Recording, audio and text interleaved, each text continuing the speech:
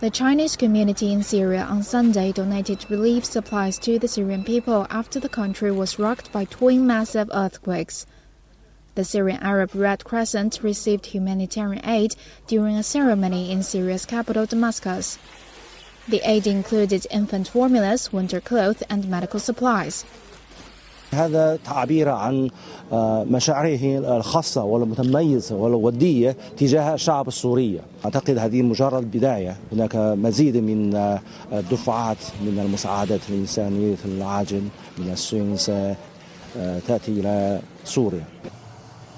On Thursday, the Red Cross Society of China sent the first batch of emergency medical supplies to Syria by plane.